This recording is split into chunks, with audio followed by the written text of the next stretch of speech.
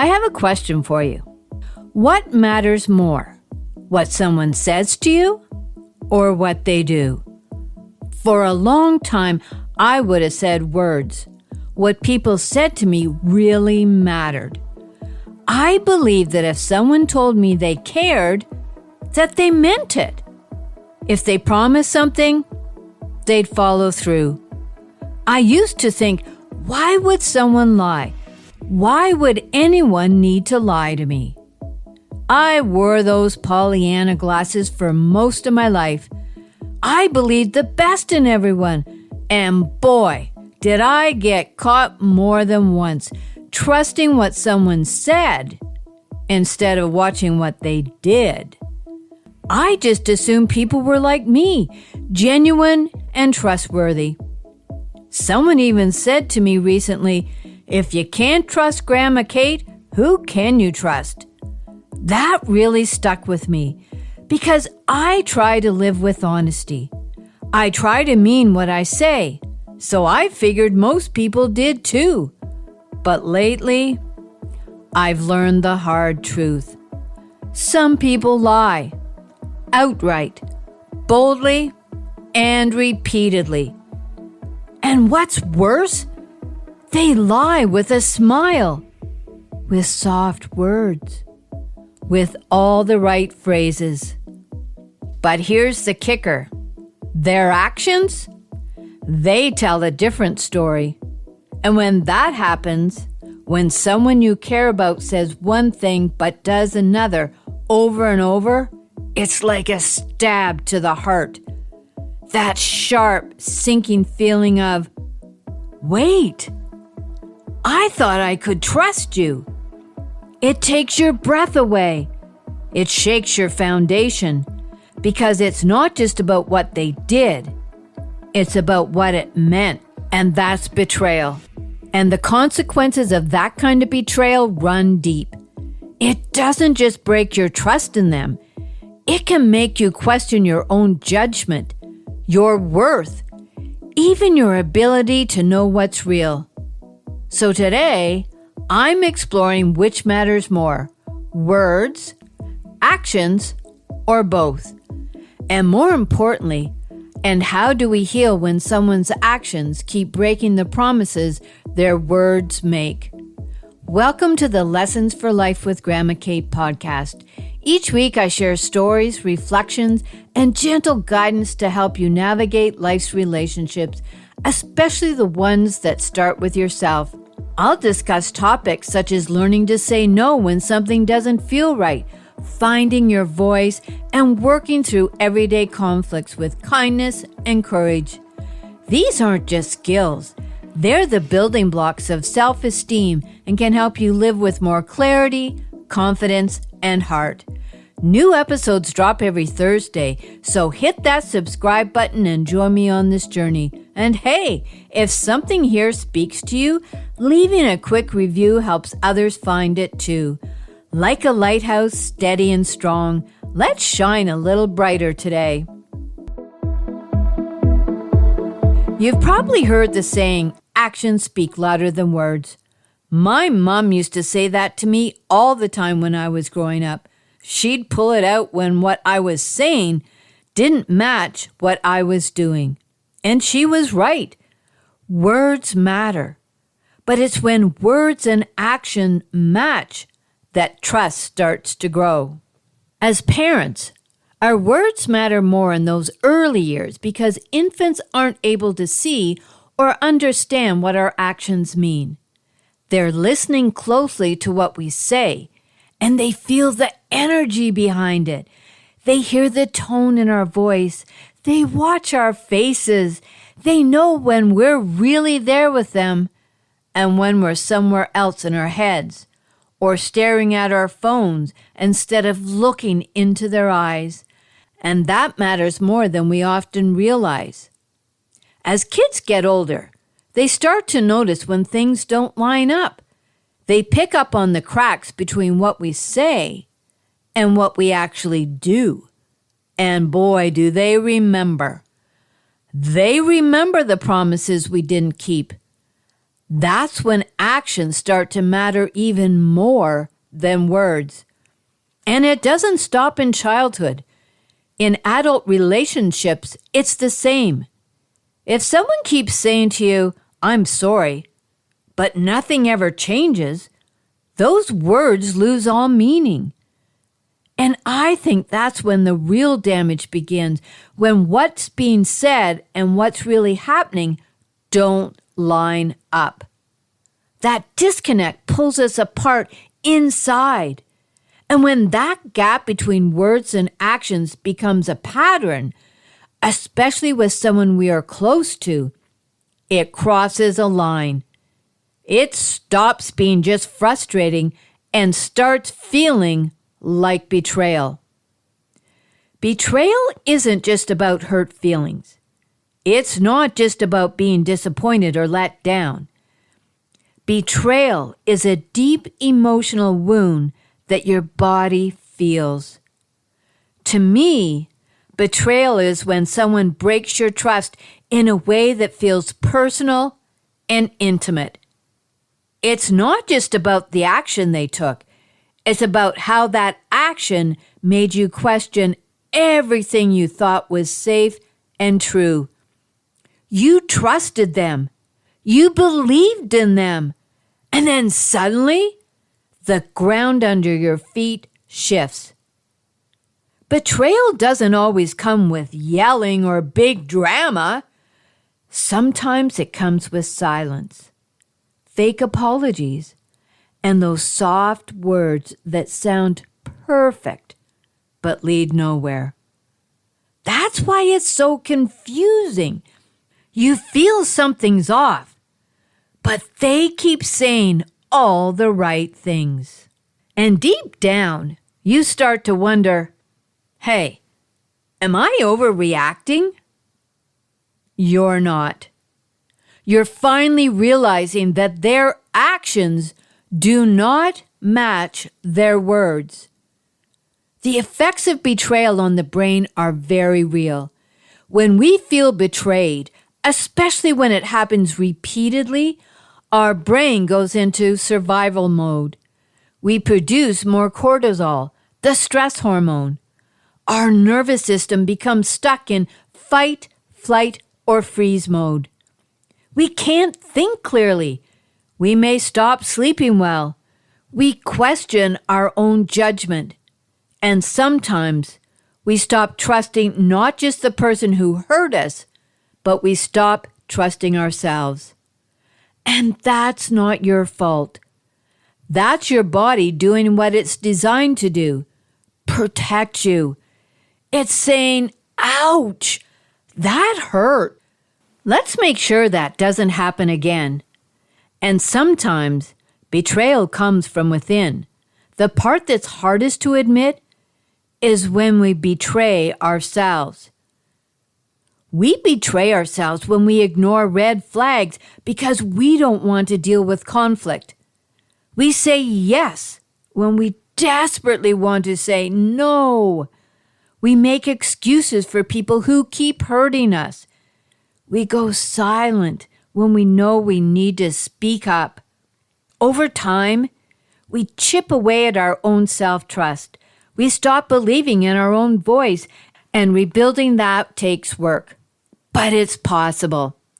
We can't always control who betrays us, but we can choose to stop betraying ourselves.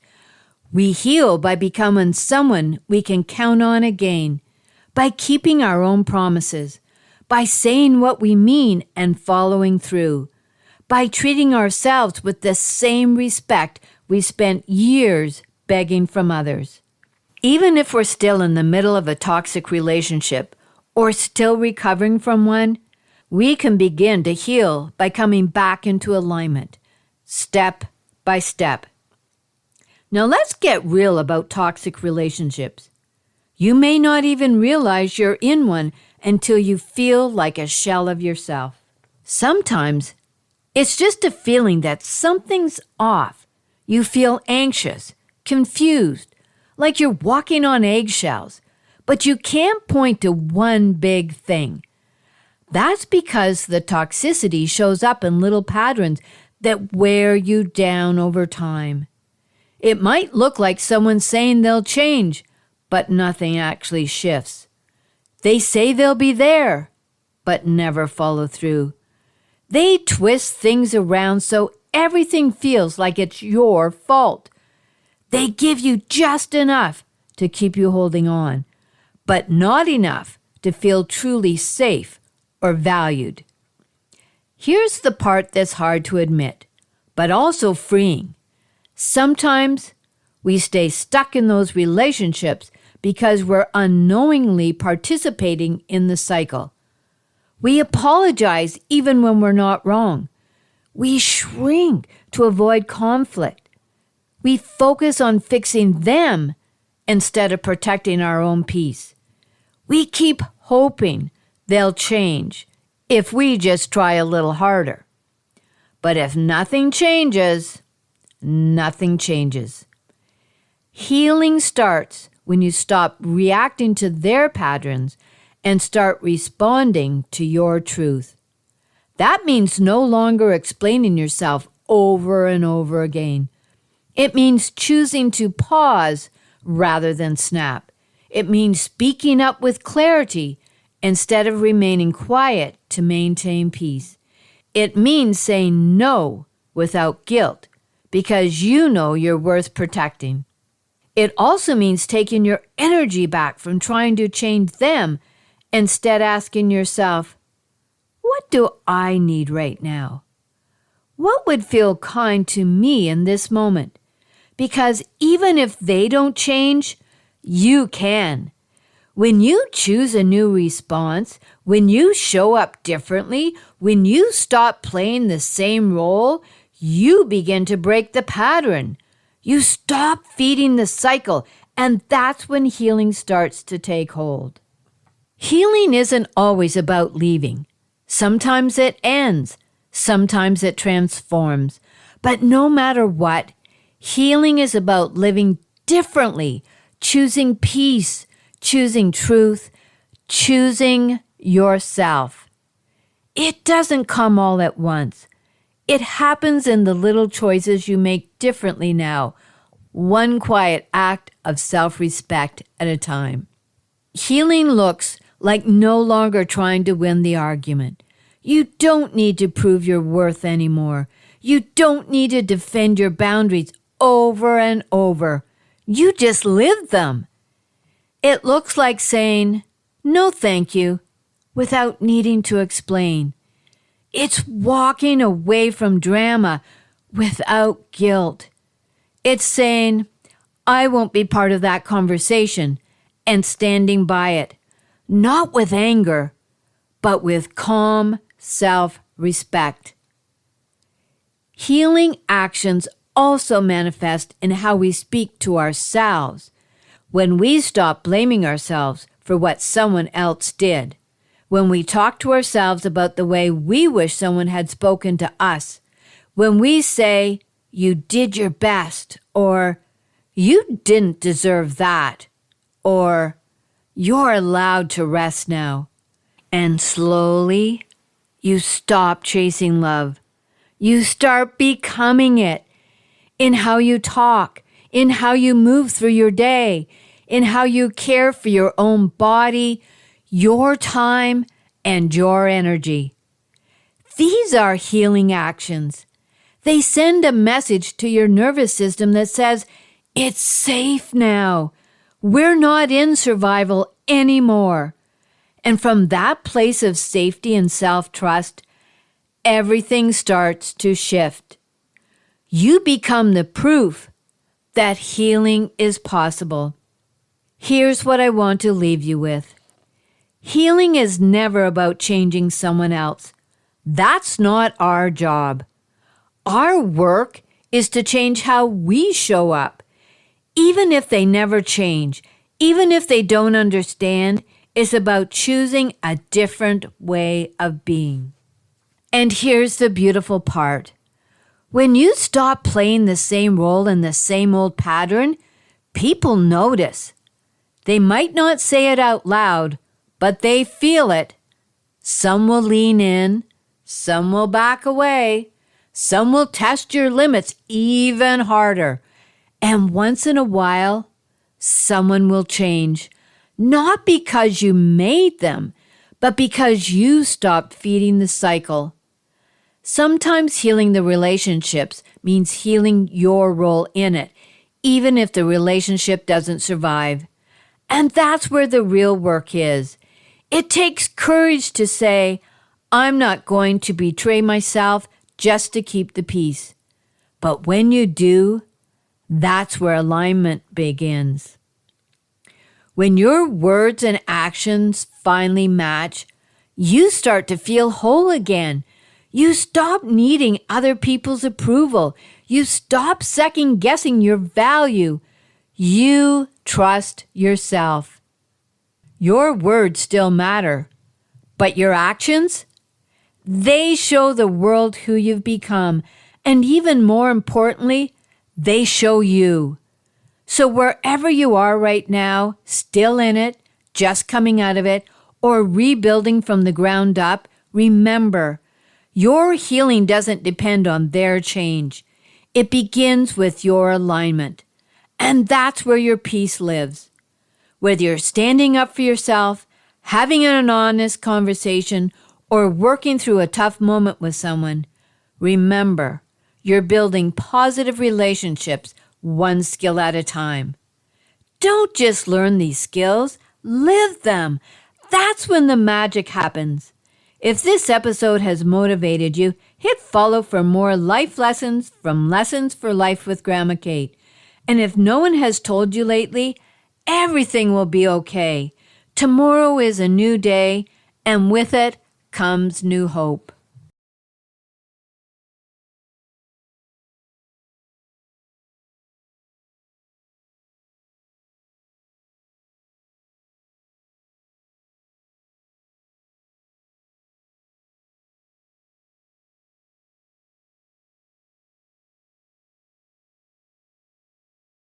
There is always time to rewrite your family story. Break free from patterns that no longer serve you and create a home filled with love, understanding, and unwavering support. I'm here to guide you every step of the way. As I conclude this episode, I must state that this podcast is designed solely for educational and entertainment purposes. While I bring my experience as a parent and grandparent, it's essential that you know I am not a licensed therapist. This podcast is not a substitute for professional advice from a physician, professional coach, psychotherapist, or other qualified professional. Got it? Awesome. Until next time, what is one thing you are grateful for?